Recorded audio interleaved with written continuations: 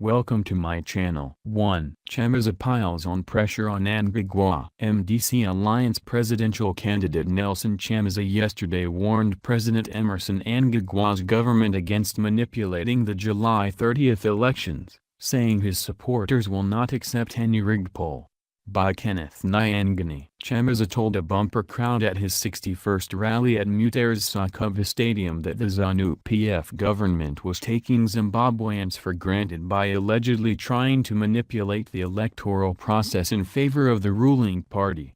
Yesterday's rally was clearly one of the largest Chamisa has pulled so far, with Sakubva stadium packed to the rafters. "I want to warn Mnangagwa, who might assume that all Zimbabweans are his people," he said. "They are playing with fire. He should know that youth in the country don't tolerate any nonsense, and I am going to lead them. We are going to resist any attempt to rig the election. But we won't boycott elections. Winners don't quit, but Zanu PF might quit because they know that they might lose the upcoming elections." Chamisa on Wednesday led a massive demonstration against the Zimbabwe Electoral Commission, ZEC, which the MDC Alliance accuses of flouting the law in the printing and design of the ballot papers.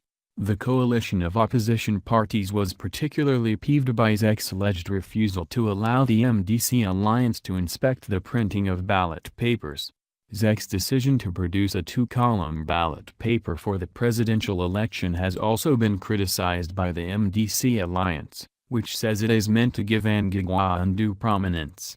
One of the MDC Alliance leaders, Tendai Biti, told the same rally that he was not afraid of being arrested and would announce the July 30th election results ahead of ZEC if they detected any attempts to manipulate the outcome. "I want to warn Mnangagwa that we are not going to allow an election with a gap," he said. "In 2008 I was arrested when I announced the results, and I am going to announce the election results again, on August 1st. They have a law that will see anyone who would have announced results being arrested." Biti said the big crowd at Sakubva Stadium yesterday showed that the MDC Alliance had an upper hand in the election race. "I am happy with the crowd that has attended this Sakubva rally. This is a strong statement that people no longer want Zanu PF," he said. "This has been going on everywhere we have addressed our rallies. We are tired of corruption. We are tired of intimidation. We are left with only 16 days, and I am happy that the dictator's campaign is crumbling." Meanwhile, Chamisa on Friday took a dig at Mnangagwa, saying he was being overshadowed by Vice President Constantino Chiwenga in the presidential campaign. "Now I don't know who wants to be the president between Mnangagwa and Constantino Chiwenga," the opposition leader told a rally in Mutare Central.